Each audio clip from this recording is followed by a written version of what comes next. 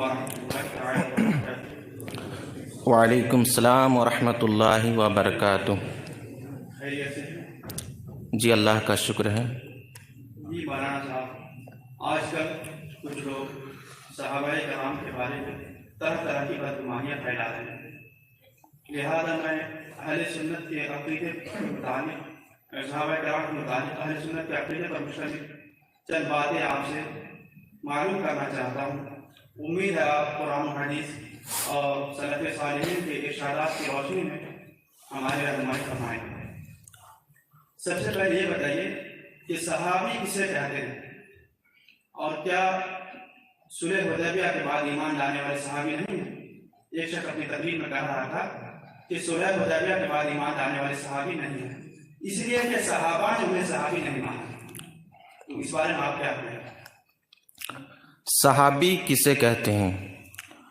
بخاری شریف مع فتح الباری میں صحابی کی تعریف یعنی ڈیفینیشن ان لفظوں میں کی گئی ہے: من صاحب النبی او رآہ من المسلمین ومات علی ذالک فہو من اصحابی، یعنی وہ خوش نصیب شخص جس نے نبی کریم صلی اللہ علیہ وسلم کی صحبت پائی ہو ایمان کی حالت میں، اور آپ کو دیکھا ہو اور حالت ایمان ہی میں ان کی وفات ہوئی ہو، وہ صحابی ہیں۔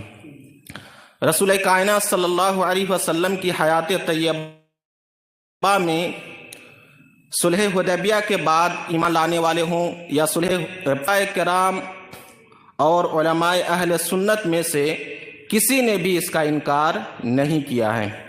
لہٰذا جو شخص حضرت امیر معاویہ یا حضرت ابو سفیان وغیرہ کی صحابیت کا انکار کرے وہ اہل سنت سے باہر ہے، اور اس شخص کا بغیر دلیل کے یہ دعویٰ کرنا کہ صحابہ کرام میں سے کسی نے بھی فتح مکہ اور صلح حدیبیہ کے بعد ایمان لانے والوں کو صحابی مانا ہی نہیں، یہ قرآن و سنت کے سراسر خلاف ہیں۔ اللہ تبارک و تعالی قرآن پاک میں ارشاد فرماتا ہے: کُلًّا وعد اللہ الحسنى، اللہ نے سب کے ساتھ بھلائی کا یعنی جنت کا وعدہ کیا ہے۔ اس آیت کی تفسیر کے تحت تفسیر روح المعانی میں ہے: اے کل واحد من الفریقین للاولین فقط، یعنی دونوں جماعت چاہے فتح مکہ سے پہلے ایمان لانے والی ہوں یا فتح مکہ کے بعد ایمان لانے والی ہوں، سب کے ساتھ اللہ نے جنت کا وعدہ کیا ہے۔ اور رہی بات حضرت امیر معاویہ رضی اللہ تعالی عنہ کی صحابیت کی، تو بخاری شریف کی حدیث میں حضرت ابن عباس رضی اللہ تعالی عنہما سے مروی ہے، آپ حضرت امیر معاویہ رضی اللہ تعالی عنہ کے بارے میں ارشاد فرماتے ہیں: انہ قد صحب رسول اللہ صلی اللہ علیہ وسلم، کہ حضرت امیر معاویہ رضی اللہ تعالی عنہ صحابی رسول ہیں۔ تو قرآن کریم اور صحابی کے فرمان سے معلوم ہوا کہ صلح حدیبیہ کے بعد بھی ایمان لانے والے صحابی ہیں۔ ماشاءاللہ آپ نے اس مسئلے کو بالکل واضح کر دیا۔ جی اب ایک مشہور نعرہ بھی چل رہا ہے: ہر صحابی نبی جنتی جنتی۔ ایک مشہور مفتی صاحب نے ٹی وی چینل میں کہا کہ یہ تو ٹھیک ہے، تمام صحابہ کرام جنتی ہے، لیکن شرط یہ ہے کہ ان کا خاتمہ بھی ایمان پر ہو، اور ہمیں یقین کے ساتھ معلوم نہیں کہ تمام صحابہ کا خاتمہ ایمان پر ہوا ہے، تو یہ نعرہ کیسے لگا سکیں؟ آپ نے بہت ہی اہم سوال کیا ہے۔ سب سے پہلے مجھے یہ بتائیے، کیا ہم میں سے کوئی یہ کہہ سکتا ہے اپنے والدین کے بارے میں، اپنے اساتذہ کے بارے میں یا اپنے پیروں کے بارے میں کہ انہوں نے ساری زندگی تو نیکیاں کر کے گزاری لیکن پتہ نہیں ان کا خاتمہ ایمان پر ہوا یا نہیں؟ یار صحابی کہتے ہی اسے ہیں جس کا خاتمہ بھی ایمان پر ہوا ہو، لہذا اس شخص کا یہ کہنا ہی اس کے ذہن کی گندگی کو ظاہر کرتا ہے۔ پھر بھی جواب سن لیجئے، اللہ تبارک و تعالی صحابہ کرام کے بارے میں قرآن پاک میں ارشاد فرماتا ہے: وَرَضِيَ اللَّهُ عَنْهُمْ وَرَضُوا عَنْهُ، کہ اللہ ان سے راضی ہو گیا اور وہ اللہ سے راضی ہو گئے۔ اس آیت کی تفسیر میں علامہ ابن حجر حیتمی اپنی کتاب الصواعق المحرقہ میں فرماتے ہیں ومن رضی اللہ تعالی عنہ لا یمکن موتہ علی الکفر، کہ جس سے اللہ راضی ہو گیا ممکن ہی نہیں ہے کہ اس کا خاتمہ ایمان پر نہ ہو۔ لہذا جو لوگ یہ کہتے ہیں کہ پتہ نہیں ان کا خاتمہ ایمان پر ہوا یا نہیں، یہ سراسر غلط ہے، اور وہ اہل سنت کو گمراہی کی طرف لے جانا چاہتا ہے، سنیوں کو گمراہ بنانا چاہتا ہے، اللہ کی قدرت کو چیلنج کرتا ہے۔ جی بالکل، وہ اللہ تعالیٰ کی قدرت کو چیلنج کر رہا ہے۔ ماشاء اللہ، آپ نے بہت ہی بہترین طریقے سے بات کو آسان کی۔ جی جی بالکل، انہیں تو اپنے خاتمے کی فکر کرنی چاہیے۔ جی اب ہم جو کہتے ہیں کہ فلاں شخص صحابی ہیں، فلاں شخص رضی اللہ عنہ ہیں، تو کسی شخص کے صحابی ہونے کا شرعی ثبوت کیا ہے جس کے ذریعے ہم جان سکیں کہ یہ صحابی ہیں؟ دیکھیے، 4 چیزیں ہیں جن سے کسی شخص کا صحابی ہونا ثابت ہو جاتا ہے۔ اگر ان میں سے کوئی ایک چیز پالی جائے تو اس شخص کا صحابی ہونا ثابت ہو جائے گا۔ علامہ ابن صلاح مقدمہ ابن صلاح میں فرماتے ہیں ثم ان کون الواحد منہم صحابیا تارۃ یعرف بالتواتر وتارۃ بالاستفاضۃ القاصرۃ وتارۃ بأن یروى عن احاد الصحابۃ انہ صحابی وتارۃ بقولہ واخبارہ بعد ثبوت عدالتہ بانہ صحابی۔ یعنی کسی شخص کا صحابی ہونا 4 چیزوں سے ثابت ہوتا ہے۔ پہلی چیز کیا ہے؟ پہلی چیز خبر متواتر، یعنی اتنے لوگوں نے ان کے صحابی ہونے کی خبر دی ہو جن کا جھوٹ پر متفق ہونا محال ہو جائے۔ دوسری چیز خبر مشہور، یعنی ان کا صحابی ہونا مشہور ہو جائے۔ اور تیسری چیز کوئی مشہور صحابی کہے کہ فلاں شخص صحابی ہیں۔ اور چوتھی چیز یہ ہے کہ خود عادل شخص اپنے بارے میں کہے یا خبر دے کہ میں صحابی ہوں۔ تو یہ 4 چیزیں ہیں جن سے ثابت ہوتا ہے کہ کوئی شخص ہے نا صحابی ہیں۔ ماشاءاللہ، آپ نے اس مسئلے کو بھی بہت واضح طور پر بیان کیا۔ اب یہ بتائیے کہ مسلمان کے لیے اللہ تبارک و تعالیٰ کے بارے میں، اللہ کے رسولوں کے بارے میں، انبیاء کے بارے میں، اللہ تعالیٰ کی طرف سے نازل کردہ کتابوں کے بارے میں کچھ بنیادی باتوں کا ماننا اور ان کا عقیدہ رکھنا ضروری ہوتا ہے۔ تو کیا صحابہ کرام کے بارے میں بھی کچھ بنیادی باتیں ماننا اور ان کا عقیدہ رکھنا ضروری ہے؟ اگر ضروری ہے تو چند باتیں بیان کر دیں۔ جی بالکل، صحابہ کرام کے بارے میں بھی چند باتوں کا جاننا اور ان کا عقیدہ رکھنا ضروری ہے۔ صحابہ کرام کے بارے میں علماء اہل سنت نے جو عقائد بیان فرمائے ہیں ان میں سے چند بنیادی عقیدے میں آپ کے سامنے بیان کرتا ہوں۔ صحابہ کرام، تمامی صحابہ کرام اہل خیر و صلاح اور عادل ہیں۔ ان کا جب بھی ذکر کیا جائے خیر اور بھلائی کے ساتھ ہی کیا جائے، اور یہی فرض ہیں۔ اللہ تعالیٰ ارشاد فرماتا ہے وَكَذَلِكَ جَعَلْنَاكُمْ أُمَّةً وَسَطًا لِتَكُونُوا شُهَدَاءَ عَلَى النَّاسِ، کہ اور اسی طرح ہم نے تمہیں بہترین امت بنایا تاکہ تم لوگوں پر گواہ بن جاؤ۔ یہاں وسط سے کیا مراد ہے؟ علامہ شیخ الاسلام علامہ کمال الدین ابن ابی شریف اپنی کتاب فیض القدیر میں یہاں وسط سے مراد فرماتے ہیں کہ یہاں وسط سے مراد خیر اور عدل ہیں۔ یعنی پتہ چلا کہ تمامی صحابہ کرام اہل خیر و صلاح اور عادل ہیں۔ دوسرا بنیادی عقیدہ یہ ہے کہ کسی بھی صحابی کے ساتھ سوء عقیدت اور سوء ظن یہ بد مذہبی اور گمراہی ہے، ایسا شخص مستحق جہنم اور مستوجب نار ہے۔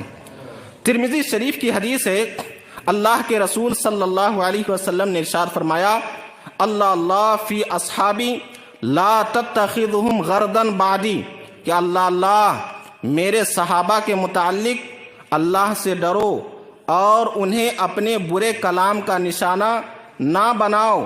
فمن احبہم فبحبی احبہم، جس نے ان سے محبت کی اس نے مجھ سے محبت کرنے کی وجہ سے ان سے محبت کی۔ ومن ابغضہم فببغضی ابغضہم، اور جس نے ان سے بغض رکھا اس نے مجھ سے بغض رکھنے کی وجہ سے ان سے بغض رکھا۔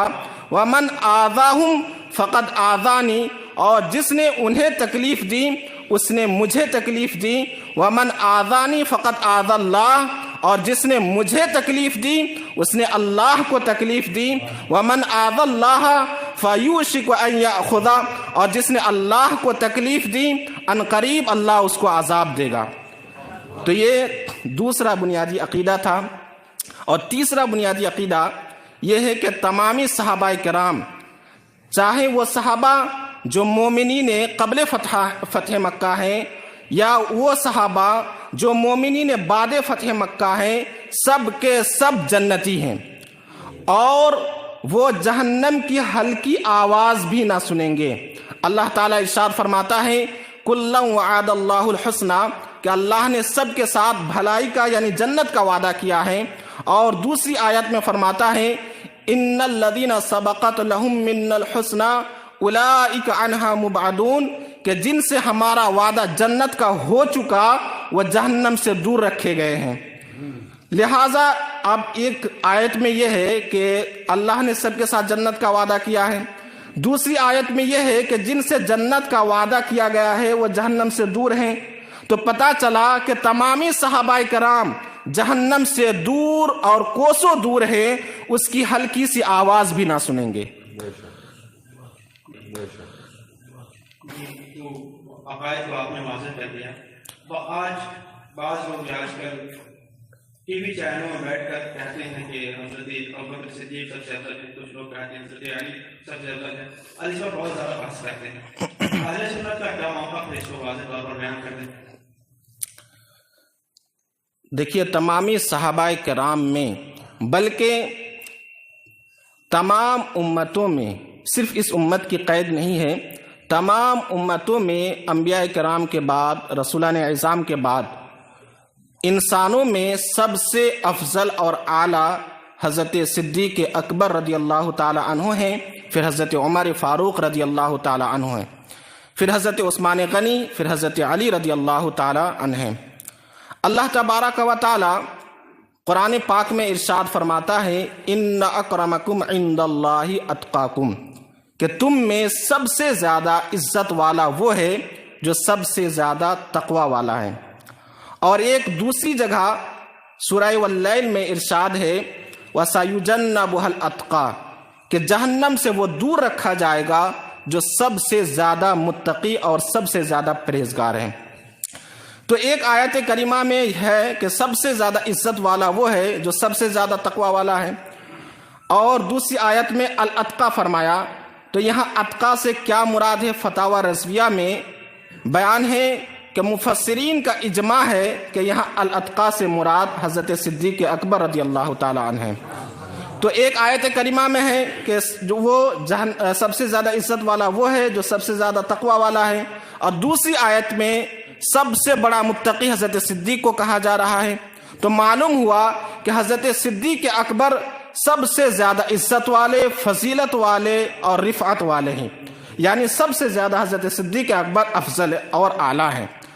بخاری شریف کی حدیث میں حضرت محمد بن حنفیہ، یہ حضرت علی کے صاحبزادے ہیں، ان سے مروی ہے ان محمد بن الحنفیہ قال قلت لأبی ای الناس خیر بعد رسول اللہ صلی اللہ علیہ وسلم قال ابو بکر قلت ثم من قال ثم عمر وخشیت ان یقول عثمان قلت ثم انت قال ما انا الا رجل من المسلمین۔ حضرت محمد بن حنفیہ سے روایت ہے کہ انہوں نے اپنے والد گرامی یعنی حضرت علی سے سوال کیا، پوچھا کہ لوگوں میں رسول کائنات کے بعد سب سے افضل اور بہتر کون ہے؟ فرمایا حضرت ابو بکر ہیں۔ عرض کیا کہ پھر کون ہے؟ فرمایا حضرت عمر ہیں، اور میں نے خوف کھایا کہ کہیں حضرت عثمان کا نام نہ لے لیں، اس لیے میں نے کہا کہ پھر آپ ہیں، یعنی ان کے بعد آپ کا درجہ ہے؟ تو فرمایا ما انا الا رجل من المسلمین، میں تو مسلمانوں کا ایک فرد ہوں۔ اور تو ان آیت کریمہ سے اور حدیث پاک سے معلوم ہوا کہ سب سے بہتر اور افضل حضرت صدیق اکبر رضی اللہ تعالی عنہ ہیں۔